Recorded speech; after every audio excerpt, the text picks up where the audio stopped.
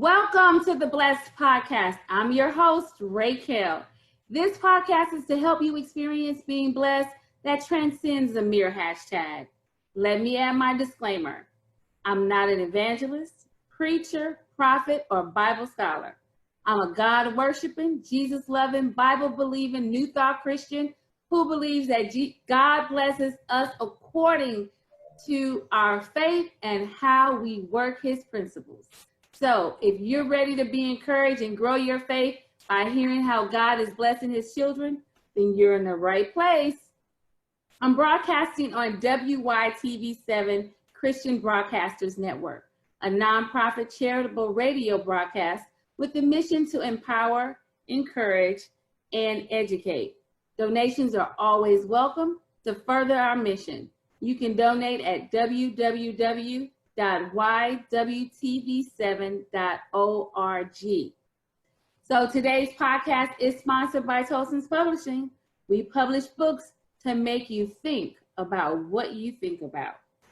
My guest today, I'm so excited about today. So all of Raytober, it's November now, but all of Raytober, I was introducing you to my family and people that are special and that have inspired me. And this next guest, even though he's younger than me, he has probably been my biggest inspiration. Oh, wow. It is my nephew, Artist Eso Tolson. And I wanted to talk to him because I want everybody here. A lot of people that listen are probably around my age or Gen Xers, but we probably have children. I have a millennial child, and some of you may have it. And so I wanted to get some younger people in here so we can see how God is really blessing the younger generation. And it shows that we have been doing our job. That's how I look at it. We've been doing our job because they look at us. So without further ado, welcome, Eso. Thank you. I'm still, I inspire you. What? You know you do. Okay, so let me, listen. I have to tell it. I know I'm supposed to give you a chance to say it, but I'm going to tell it. Okay. You went to Memphis to go to the Memphis College of Arts. Mm-hmm. Mm-hmm. You stayed down there and you did your thing. I mean, you didn't work for people that you didn't want to work for. Like, you know, all of us say, oh, I hate my job. You never did that because you did your art. Your art is your work. Mm-hmm. And so you are passionate about what you do because that's just what you do. Yeah. And, you know, you're blessed because of it. Yeah. And I love the fact that you don't look at blessings like, you know, oh, I got to be a millionaire.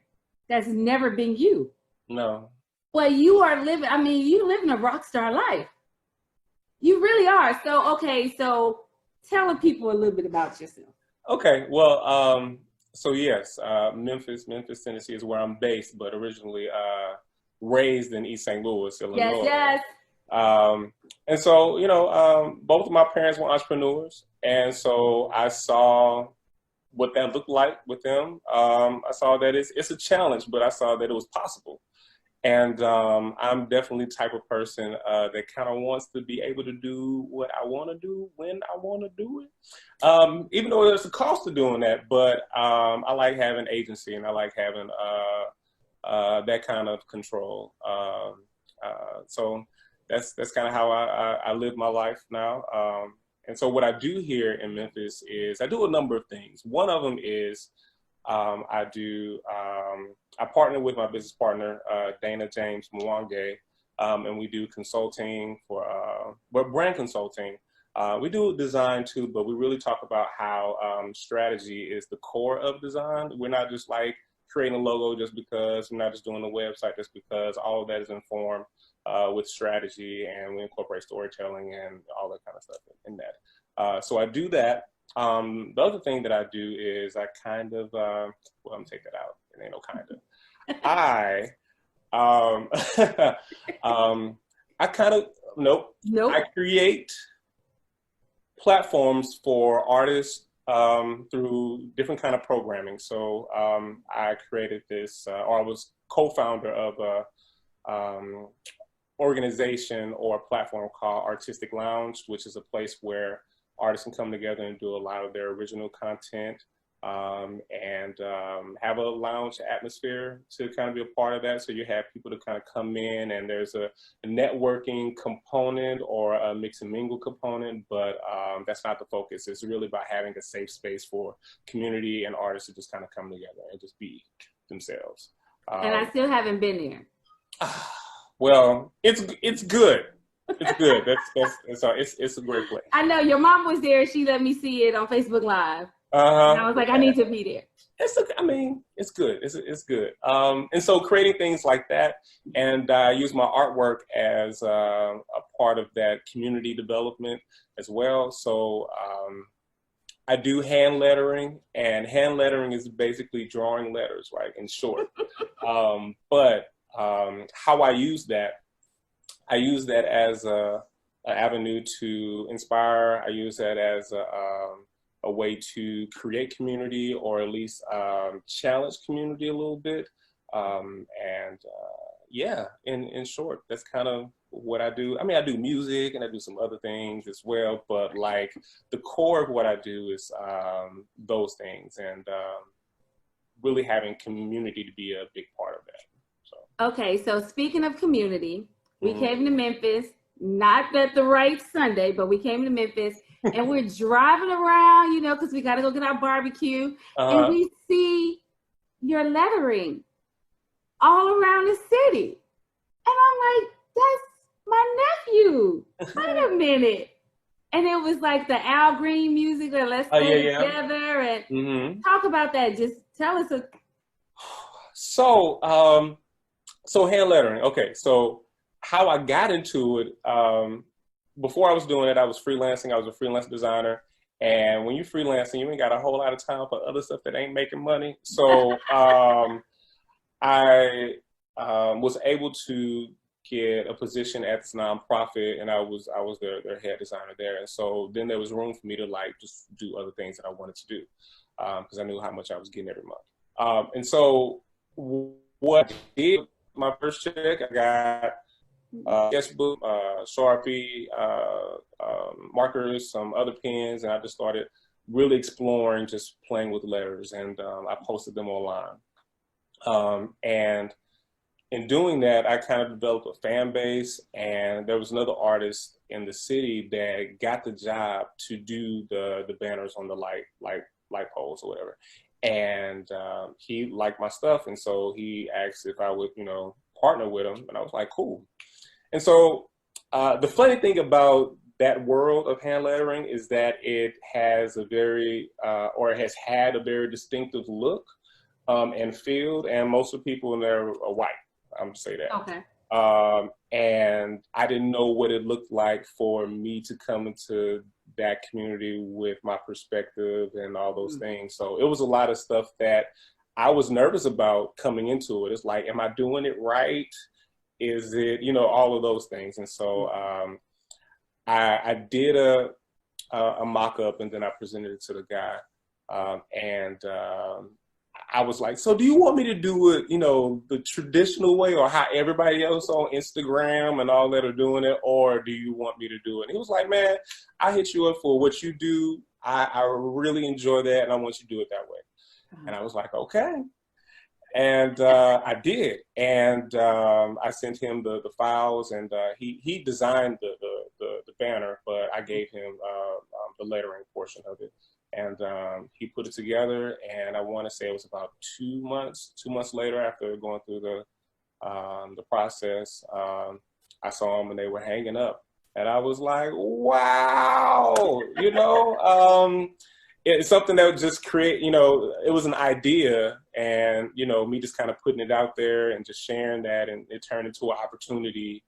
And that's how that happened. That is so dope. I'm telling you, when we were driving around, I just felt so proud. I was just like, that's the baby I used to change his diaper. Superstar. Okay, wait a minute. So we talk about community. You talked about community. Embrace your inner. Yes. That is like, you meet all kind of people wearing your shirts. Yeah, So yeah, let's it's talk about that a little bit. Because, I mean, I'm telling you, when I think about blessed, dude, I see your face. I don't know what to say. I received it. I received that. It happened a very similar way. Sketchbook. And this time it was it was St. Patrick's Day, so everybody was drinking, and went with a friend of mine. We were kind of just club hopping or bar hopping, and we went to this one bar, and this young lady came up, and she had a few. I'll say that.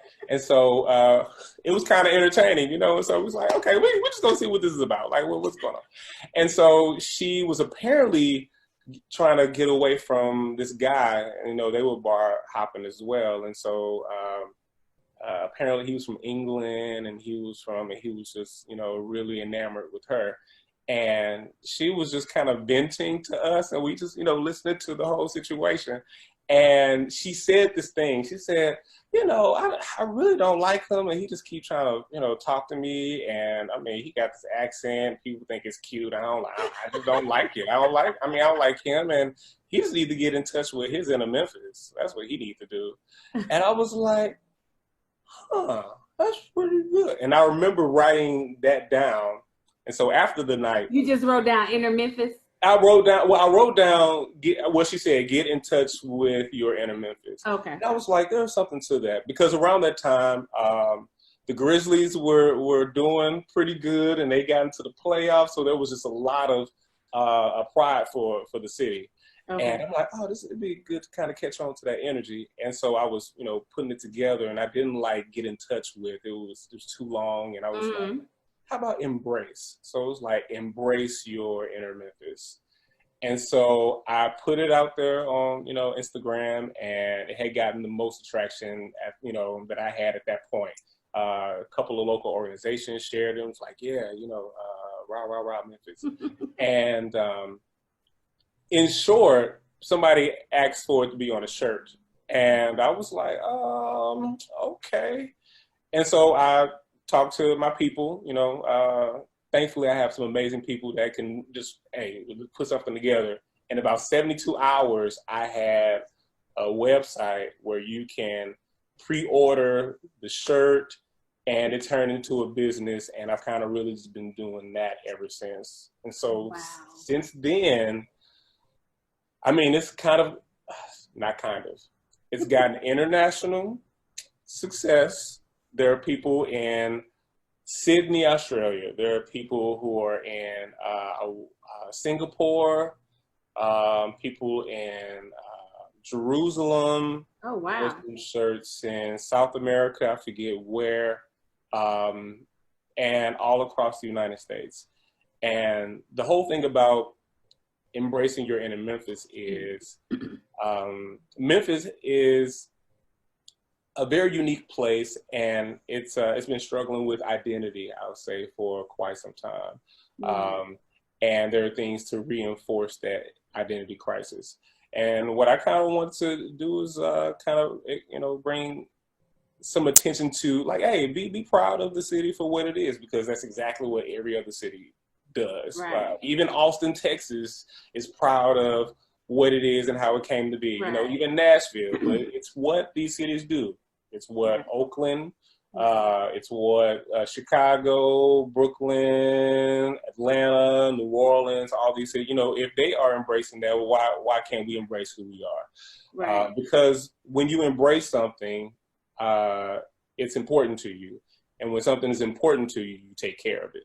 So it's really about when you embrace something, you take care of it. So embracing your inner Memphis is it being important enough to take care of it. So there's that aspect of it as well. Oh, that's nice. I like that. I didn't even know that. That's real cool. And now that Penny Hardaway is like taking the Memphis, University of Memphis, I'm thinking that you need to have some shirts over there so they could take some pictures. We're going to have to figure that out. Yeah, you're probably right. And then what? Justin Timberlake's from Memphis. Yeah. The people over at Graceland need to be selling the shirts. Yeah, well, Like, Rachel ain't trying to sell nothing but Graceland stuff. Let me tell you. But I'll talk to them. Somebody needs to go put on one and take a picture at Graceland in it. Yeah. But that's really, you know what? Let me tell you, all your whole story. You know what stuck out for me? What? That she was bar hopping and the young lady had some drinks. And you know, in the church community, since we are on a Christian station, and my podcast is called Blessed, but I'm different. You know, Auntie, I'm different. But you see how alcohol gave you that idea?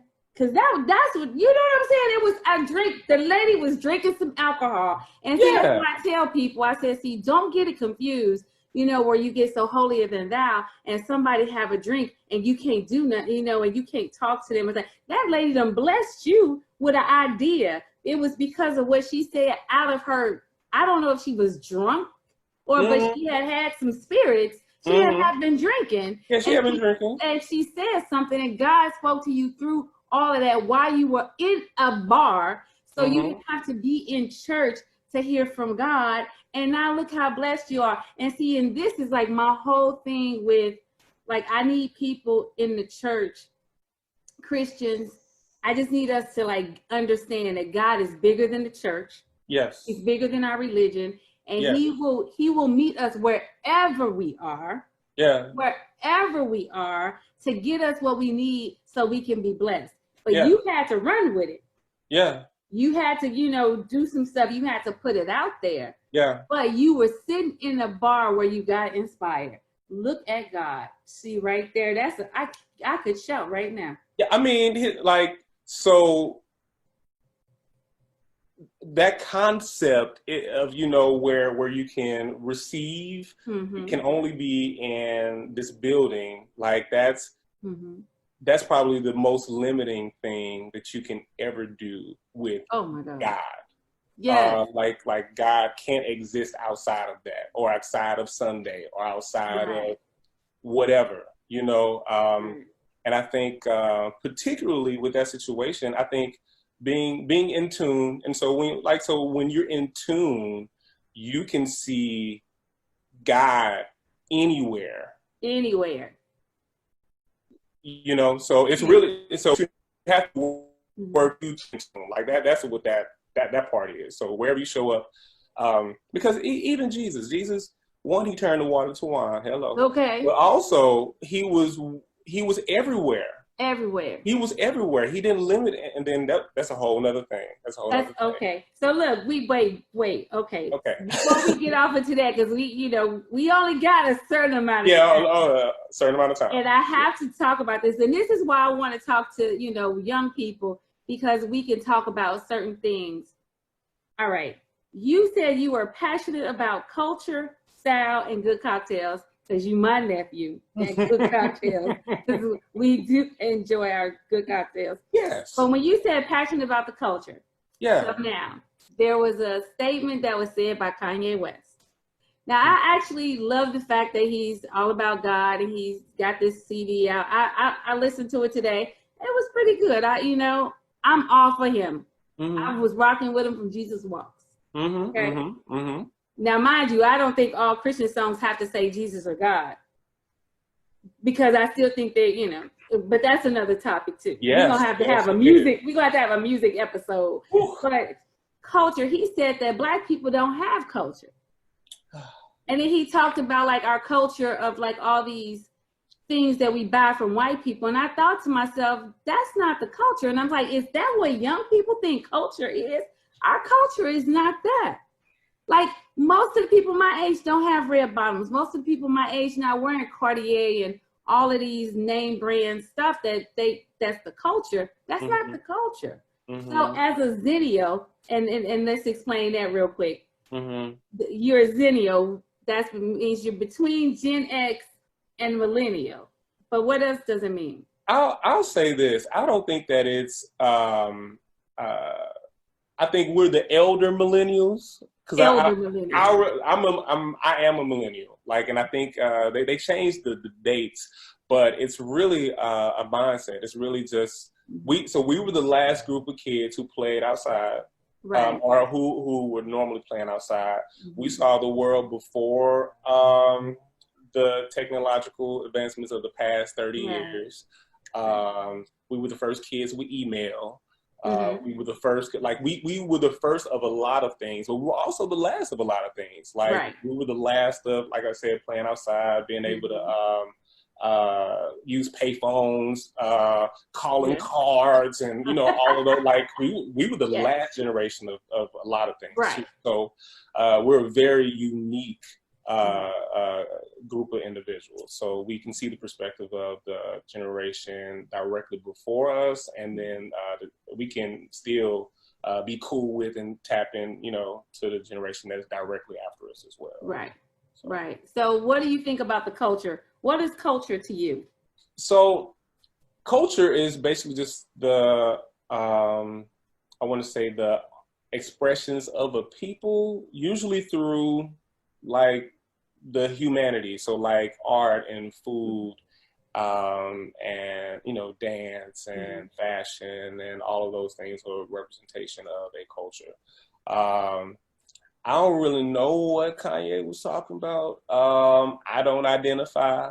And I think when I talk about culture, I talk about specifically the culture of Black people, Black culture, inner city culture, because that's a different thing from just rural, Black culture, which is a different thing all in itself. But the city Black culture, I live for that, and I think I have a heart for it because that's where I grew up, and I know in being blessed, I know that a lot of people didn't have the same opportunities that I had, with a certain set of circumstances that I had, even though it didn't have anything to do with money, like I was, rich and well off. But as far as having somebody that, supported me, cared about me and what I was doing, who, didn't feel like I had to escape. I didn't feel like I had to escape where I grew up and how I grew up. And so being able to see that, I wanted to help people with that through art, because I love art, and art can speak to a lot of different people. It can be interpreted a lot of different ways. So I use art as a medium or a vehicle to ignite pride in a certain way, and to challenge people's perspectives of things, and to kind of, do all those things. So first of all, culture, I'm gonna just say this, disclaimer, I think outside of a few exceptions, American culture is just Black culture, and so the purely American art forms come from Black people in Black neighborhoods. So like jazz is an American art form. Right. Tap dance is an American art form. Right. Hip hop is an American art form, and so on and so on. And so all of that was created from those neighborhoods, the inner city, the Black, and so I don't really know what. Yeah, okay. So I just thought maybe because I was older, I just didn't get it. So it's nice to okay. Yeah, so okay. I'm not going to even give you any more time because we are getting close to running out of time. Oh man.